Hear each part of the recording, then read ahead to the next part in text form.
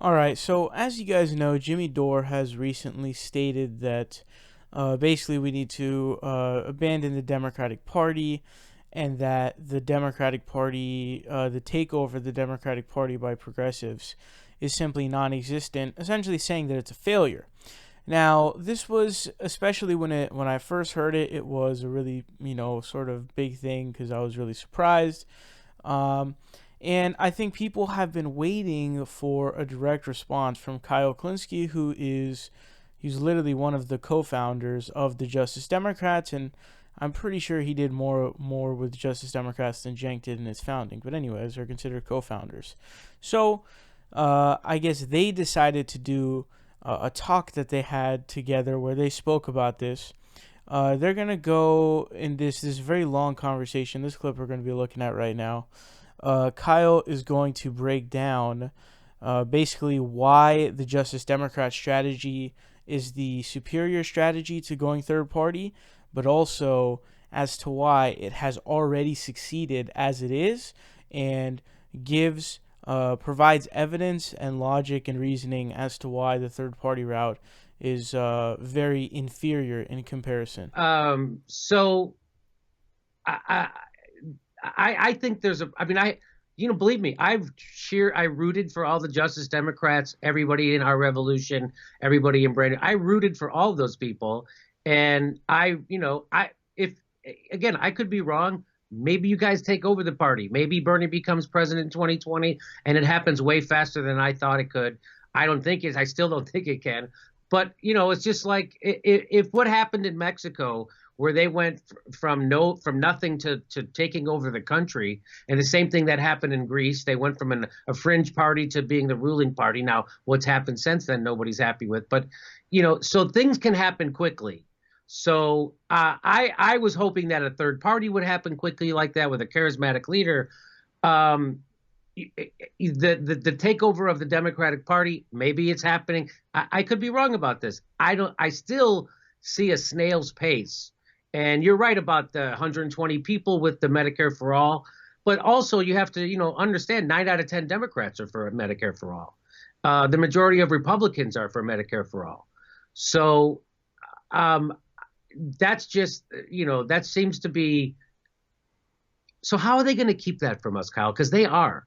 How are they going to keep Medicare for all from us when overwhelming? I mean, we're going to have to get in the streets to get it, aren't we? Yes, of course. That's the point. Is that they're not going to give anything to us, which is why we need to put maximum public pressure on the Democratic Party. The fact that Alexandria Ocasio-Cortez was joining a protest against Nancy Pelosi at a time when everybody was telling her to shut up and bow your head to Nancy Pelosi and let her dictate what you're going to do. That's a shot across the bow, man. That's her saying, I'm not playing around. I'm here to really represent the people. And so it's that mentality that it's going to take for us to get these programs that we want, these policies that we want implemented. And obviously, the more people that are in Congress who agree with us or are sympathetic to us, the better it is for us. So on the issue of a third party or going the independent route, again, I want to be crystal clear. I in no way begrudge people doing that. When we launched Justice Democrats, we had to decide, hey, what exactly are we going to do? What direction are we going to go in order to try to get the most change we possibly can as quickly as possible? I'm not a patient dude. I wanted it, and I wanted it now. And basically, when we broke it down, we came to the conclusion that the best way to do that is to take over the Democratic Party for a variety of reasons. I mean, first and foremost, when you look at how many seats the Green Party has in Washington, D.C., the answer is none. They have none in the House. They have none in the Senate. They have 0 governors. They have 0 in upper house state seats. They have 2 in lower state house seats. And I looked at that and I went, okay, well, that's probably not the best way to go. And then you look at independents. It's a similar picture for independents. At the federal level, they have a grand total of 3 politicians, Bernie Sanders being one, Angus King being another, and I think there's 1 in the House of Representatives. So I looked at it and I did the math and I was like, well, I think we're better trying to take over the Democratic Party. But then the other thing is, when I looked at just how rigged the process was against third parties, I was amazed by it because, so the fact of the matter is, there's a giant institutional bias against third parties. It is flat out rigged against third parties in this country. We don't have a parliamentary system, which is already a giant problem. I wish we did have a parliamentary system, but we don't. We don't have proportional representation, even though I wish we had proportional representation. We don't have ranked choice voting, even though I wish we had ranked choice voting. We have a winner-take-all system. We don't even have ballot access. Even with the Green Party, which has been around for a while, they don't even have ballot access in every state. It's like 48 states or something like that. These guys aren't even allowed in the debates many times. So even though I'm sympathetic to your philosophy, Jimmy, because I'm a guy who, I don't want to call myself extreme, but I don't like compromising. I just like to, I like to do it and do it the right way and do it my own way. So this idea of like doing a third party, creating it out of nowhere, and then somehow getting power and getting everything implemented, when I broke it down, I went, that's not going to happen. And that's like, even if it were to work, which I think it's rigged against that, so it wouldn't work, but we're talking at least 3 or 4 decades before we can do it. So basically the idea for me was, I guess I have to bite the bullet and go the route that I'm uncomfortable with, which is taking over the Democratic Party. But again, I think the good news is that when you look at how far we've come so far, there are just so many data points that are in our favor. And the question I ask myself to prove this to myself is, okay, well, if this isn't victory to this point, then what is victory to this point? Because we are seeing the data points are all in favor of the better candidate. So I brought up the example of Joe Donnelly before and Sherrod Brown before, but even look at like Richard Ojeda and Beto O'Rourke, and even Gillum is a good example of this. They ran further to the left than anybody in their position running for their respective seats ever, and they also got as close as anybody. So Richard Ojeda was a plus 49 Trump district. He ended up losing by 12 points, massively overperformed. Beto O'Rourke, what did he end up losing by, 3 or 4? Now, I have my issues with O'Rourke, but he was the furthest left person ever running for a Senate seat out of Texas, and he almost toppled Ted Cruz. Andrew Gillum, again, though I had some disagreements with his strategy in the general election, and he pivoted when he shouldn't have pivoted, fact of the matter is he was further left than the past few Democrats running, and they got beaten by more than Gillum did, and it's going to a recount right now. So what I see is a Democratic Party that is bending to our will because we're forcing it to bend to our will, which is why, and by the way, even though my analysis was I don't think the third-party route is going to work, that I still make a point every single time I bring those strategies up to say, hey, if you want to go that strategy, God bless. Even though, I don't think it's going to be successful, the fact of the matter is, I agree with so many Green Party candidates. There are Green Party people elected at the municipal level, and I support them. I think they're awesome. I've probably voted for more Green Party people in my life than I have for Democrats. But that's kind of why I want to force the Democratic Party to bend to our philosophy, because I think it has the best chance of working, and I think that we're starting to see those successes now. All right, so as you guys saw there, Kyle starts out by basically explaining how big of a win Alexandria Ocasio-Cortez's win was. And I want to talk about that a little bit right now, because it really is amazing what she did, because she unseated the second in line for the Speaker of the House in Jill Crowley. Remember when it was found out that AOC won her primary, Donald Trump took to Twitter and made fun of Joe Crowley, saying, oh, he lost because he wasn't nice to me.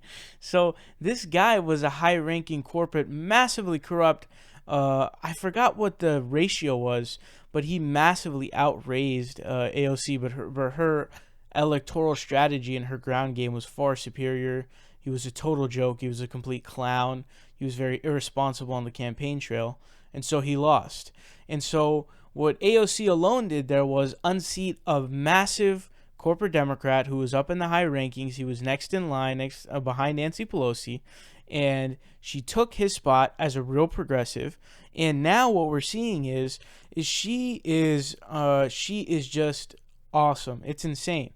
So basically, I guess there was a protest going on in Nancy Pelosi's office, and she actually went there to give a speech and to essentially participate in it herself. And dude, like, she's putting in a lot of work already, and the clapbacks and the smackdowns that she delivers on morons like people at Fox News who are trying to go after her, oh my god, dude, they're insane. I've never seen someone so articulately just demolish these morons at Fox News trying to go after her. And she's already doing so well, and I'm really excited to see what happens next. And I seen on Twitter, it basically went like some in the political sphere, somewhat viral, was the picture of the 4 women Justice Democrats in the House sitting together. So it is going to be quite the it's going to be quite the squad for them, and so she's going to be really big for the progressive movement for sure. So then Kyle talks about, and this is something that I try to bring up as much as possible, is that, you know, before the Justice Democrats was created, I actually thought that they were going to make a new third party. I thought that was what they were going to do before the Justice Democrats unveiled specifically what it was as, you know, a group that was going to attempt to retake the Democratic Party. I was actually expecting, and I was under the impression that it was going to be a new third party that would take over. But that didn't end up being the case. And the reason why is because obviously before you start a group like that and decide what you're going to do, you have to analyze and see, okay, which route is the best. And the way he described it, and I thought it was a good way to describe it, was it's like going on a marathon. You're about to run a marathon. You take like a sledgehammer and hit your leg with it, because of all of the different institutional biases. There literally could not be more institutional biases against third parties in the United States of America. We're in a duopoly system right now, and it is nearly impossible to get a third party through. And so he explains there that, hey, you know, the Green Party has gotten 0 at a federal level, and they've been active for like almost 2 decades now. I mean, Ralph Nader was, you know, he was talked about a lot during that 2000 election. So it's not like people don't know what the Green Party is. Everyone knows the Green Party, okay? Whether or not they vote for him is a whole different thing. But the main point here being that they've literally had no one elected, and the Justice Democrats just sent 13 to the House and 1 to the Senate. The combination of the J-Dems, Our Revolution, PCCC, and DSA. All of them combined sent 13 Democrats to the House, and they sent 1 Democrat to the Senate. So you're talking about already massively, you know, outperforming, because think about it like this: in the span of 2 years, you've already, you know, elected 13 reps and 1 senator, in comparison to the Green Party, who's had none for 20 years. And that's not really the Green Party's fault, because, again, third parties are massively, they face insane adversity right from the jump, and it is a system that we're in right now. And he segues into that point of explaining how the institutional biases work against them. So there are a lot of different things in the United States. One of the things if you were to think about having a best democracy, and this is a little bit different, is automatic voter registration. But the reason why no one wants that is because they want to maintain the status quo, and Republicans especially don't want that, because the more people that vote, the worse it's going to fare for them in the elections. So they don't want automatic voter registration. But we're not a parliamentary system. We are not in any way a parliamentary system. And I don't even really think I prefer parliamentary systems, but I'm not 100% sure on that. But the most important thing that they're talking about here that they mention, ranked choice voting, that is the most important thing for really a third party to really be able to function. Without being able to, you know, rank your votes, your vote is, you know, essentially going to get wasted. And it's really difficult. The reason why the Green Party hasn't been able to get anyone to federal office is because, if you think about it, I mean, you take all the Green Party people who would be part of the party, and now you have to have enough in a district to overtake the Democrats or the Republicans. That's a hard thing to do. It's hard to have enough people in a district to take it. It's hard to have enough people in a state to take it. These are not national elections, guys. The presidency is a whole nother beast, by the way. That's a whole nother thing. They can't even get on the debate stage. So that puts them in an even worse situation in terms of adversity from the jump. So the presidency is a whole nother, you know, monster that you have to face. But talking about getting people into the House, and they don't even fare all that well in the state legislatures either. I believe there was like 50 of them that were elected through these combined. As of right now, there are two of them from the Green Party, and I believe they're both in the lower house, in the House of Representatives. So they've just been lapping on all grounds, proving once again that it is the Justice Democrats, and the overtaking of the Democratic Party is far more effective, far more efficient, both of those things, than it is to start a new third party, because of all of the institutional biases that are faced by third parties. And he just basically talks about how taking over the Democratic Party is a better way to go about it. And the idea here is we're going to keep stacking. So we're actually in a pretty good position, somewhat optimistically speaking, because, again, we elected 13 representatives to the House. We have put in a senator, of course. And what you're talking about is, in 2020, Bernie Sanders, I'm hoping he's going to run. I'm really hoping he's going to run. So it is, I really do think he's going to run, but like I always have said, his biggest barrier to being president is actually running, because I believe that if he runs, I believe he's going to win this time, because the one thing that really did him in was name recognition. And if he had the name recognition, which he does now, only 8% of people have no opinion on him, meaning that he's almost universally known. And so he will win. So let's say Bernie runs, right? I think Bernie will win. If Bernie wins, what you're looking at now is we've got a president who is a serious progressive in Bernie Sanders, who, made all of these positions that we're talking about mainstream, by the way. They were pushed into the public discourse and into the Overton window because of the campaign of Bernie Sanders. I want to make that very, very clear. Whether it be Medicare for all, whether it be free college education, whether it be, overturning Citizens United. But the point here being is we would be able to have, Bernie Sanders has already done so much outside of just being a senator. We just saw with the Stop Bezos Act, and they got Jeff Bezos to, capitulate essentially. And could you imagine what he would do as president of the United States? Now, couple him being president of the United States, we have 13 and 1 right now. Well, that one would be gone because he'd be taking the presidential seat. But then you're talking about electing a whole nother wave and potentially more people, because resources may be higher, name recognition will be higher. And the other thing, too, is when you're in Congress, you get a ton of spotlight in the news media.